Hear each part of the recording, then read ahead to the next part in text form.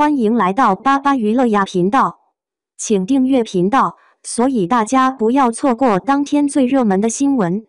我们今天的时事通讯包括以下内容：被底线里的诚意伤到眼睛之后，思考一下内娱为何丑男横行。审美正常的观众看底线的时候，大概很难不被诚意丑到，反正我是，他一出场就丑得我一个机灵。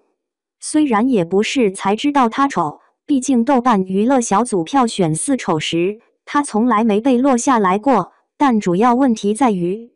其一，失去了偶像剧里800层滤镜的掩护，在镜头相对真实的底线里，他丑得过于直白；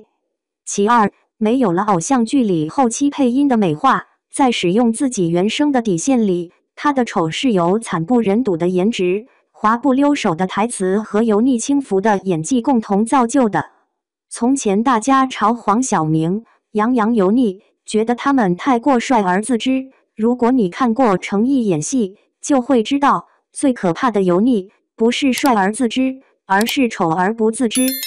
在偶像剧里跟粉丝你情我愿自娱自乐圈地自萌的油腻到地老天荒也与我无关。要命的是，他非要跑到底线里来丑出圈。而且，作为整部剧最拉胯的演员，他的粉丝几乎承包了整部剧所有的弹幕。弹幕时时刻刻都是安安的各种彩虹屁。他在剧里饰演的角色叫周易安，精修图长这样，这才是内娱未解之谜。为什么不管什么样的丑男，都能有真情实感的粉丝？沉香如屑里吹口哨的阴影都还没有消散，没想到前2天有个古装扮相最美10大男星，诚意一举夺魁。我怀疑 Top 10里真正的美男粉丝都在努力为诚意投票，目的就是为了不让自家偶像拿下光是看看与谁一起入围都觉得丢脸的榜单的榜首。又想要开始分析内娱丑男泛滥的根源了。恰好跟诚意同样来自欢瑞的任嘉伦，最近也在隔壁的请君里，因为台词虚到仿佛要断气，一个表情演完全剧而翻车了。当然，这对难兄难弟只是在耳目正常的清醒观众眼中翻车了，在粉丝心里，他们永远是要颜值有颜值、要演技有演技的好演员。内娱丑男是从何时开始兴起的？需要说明的是，网友痛恨的丑男，并不是王宝强、黄渤这些公认颜值不高的男演员，而是明明颜值和演技毫无说服力，却一直在演偶像剧，甚至还拥有大批粉丝的流量男明星。粉丝休想 PUA 我说什么批评明星丑是没素质，这么玻璃心，请直接让他退圈。但凡我敢说哪个素人丑，请你直接把我告上法庭，否则明星赚了那么多钱还要辣观众的眼，观众有吐槽的权利。我先向粉丝承认了，我丑，所以我有自知之明，不会出来演戏辣别人的眼。而且，说美人丑才叫攻击，说丑人丑，那只是陈述事实。如果诚意骂不得，那么请粉丝先为被骂了这么久的已经捍卫代表的古丑101喊一声冤。为什么说他们丑就没关系？不就是因为他们没有那么双标的粉丝？是的，很久没这么刻薄了，毕竟我不是圣母慈善家，被208万的颜值和演技伤害到了眼睛，还要善良的考虑一下我抒发不满的小小吐槽是否会伤害到他们脆弱的心灵。再回到内娱丑男从何而来那个问题，很多人都会追溯到《三生三世十里桃花》里的赵又廷，当初的黑长直夜华单看外形，明明就是古欧丑男，可最终却硬是红了，还带红了整容是演技这样的话术。后来，多少丑男就是靠着这套话术横行演艺圈。毕竟，演技比颜值更好洗脑。虽说个人审美不同，但颜值是很直观的东西，每个人都可以点评，美就是美，丑就是丑。相比而言，演技就是见仁见智的东西了，谁都不敢自称专家。KOL 带头夸赞2句演技好，很多随大流的观众就真的信了。事后想想，赵又廷的演技确实比一般流量要好一点，可在当时都没有自己配音，全程靠边疆弃音的他，真的有到整容式演技的地步吗？至少在我看来，薇娅调出这副鬼样子的神仙是不配谈演技的。而且，即便他的演技真的出神入化，颜值不行这一点就可以被忽略掉吗？显然不行。偶像剧就是要看颜值，要秀演技。你可以去现实题材的作品里，偶像剧的颜值缺失不能靠演技弥补，就像生活剧里的演技缺失也不能靠颜值来弥补。这句话的意思并不是说偶像剧只要有颜值就可以完全不要演技，生活剧只要有演技就可以完全不要颜值，而是全国14亿人口，难道就真的挑不出颜值演技俱佳的人了？整容式演技其实已经是后来的洗脑话术了。我仔细想了想，最早的古偶丑男还是起源于欢瑞，准确一点说，起源于欢瑞那位已经凉了的初代一哥李某峰。倒退回10几年前，古偶并不像现在这么受欢迎，那会儿的古偶还是大众眼里非主流的雷剧。如今已经没落的唐人，当年拍的古偶最多，那会儿古偶男主的代表是胡歌或建华这种级别的。还记得当年于正力捧的何晟铭，几乎是被嘲出圈的。他的颜值确实不怎么适合偶像剧，但我觉得彼时他的综合素质未必就比赵又廷差。冯绍峰演兰陵王也一样被吐槽过颜值。那个时候，古偶男主去演现实题材的剧，很多时候都是要扮丑的，甚至即便如此，也常常因为太过精致而格格不入。谁能想到10几年后的今天，古偶男主在现实题材的剧里会因为太丑而格格不入呢？是2014年的《古剑奇谭》捧红了3白眼且面瘫的百里屠苏，古偶男主的颜值从此开始断崖式下跌，正式走向下坡路，进入了观众不挑的阶段。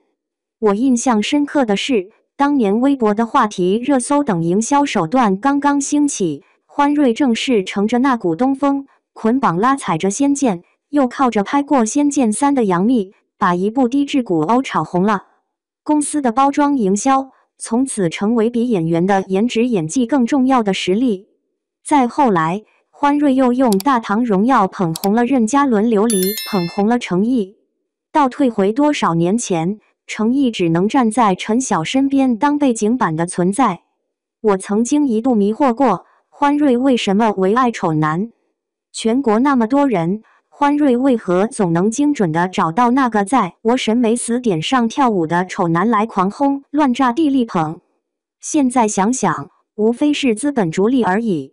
很多年前，在娱乐圈还叫演艺圈的时候，大家拍戏是真的想要把戏拍好，为了拍好戏，尽量去选最合适的演员。比如当年《西游记》的导演到处选美女来演女妖精。那个时候，不管台前幕后，拍戏相比普通人赚钱都不会像现在这样拉开差距。不讲钱的时候，人当然都会纯粹一些。2025年之后，娱乐圈越来越火，热钱也渐渐涌入，明星片酬越来越水涨船高，背后的利润也越来越高。越来越多的人拍戏，不是为了拍好戏，而是为了赚钱。逻辑关系反了过来，不再是定角色选演员，而是定了演员，再想方设法用最合适的角色把自家演员捧红。捧红之后，演员就能源源不断的赚钱。为什么不捧颜值与演技俱佳的演员，只捧颜值与演技都不行的演员？因为前者即便不靠营销包装，也有可能靠真本事崭露头角，而且这样的演员走到哪里都不愁没人捧，所以他们或许不会那么感念公司力捧的恩情。公司费力捧红了，走人怎么办？但是像欢瑞力捧的这几位，如果没有欢瑞，属于平平无奇到扔到娱乐圈里10几20年都砸不出一个水花的那种。欢瑞粗制滥造的偶像剧，需要被强行捧红的他们，而靠人工造星走红的他们，也离不开欢瑞或许粗制滥造，但永远对他们温柔以待的800层滤镜。欢瑞的模式就是，隔个几年就拍一部卖相相对好一点，不那么一眼就能看出粗制滥造的戏，争取捧红个把丑男。接下来就是躺平收割，让丑男带动粉丝消费随之而来，源源不断的垃圾作品。丑男们也知道自己资质有限，除了李某峰、任嘉伦和程毅，也想得挺开，没必要有什么艺术追求，开开心心在精装加精修的舒适区赚钱就行。你皱你的眉，我吐我的血。要不是程毅非要来演底线，我都懒得吐槽在这部剧里，曾经在《庆余年》里演过神小姐的小美女只能演刘欣，这么讨人嫌的酱油，《武林外传》里长得不够好看的莫小贝也只能演衬托主角的配角。他们比程毅差在哪里？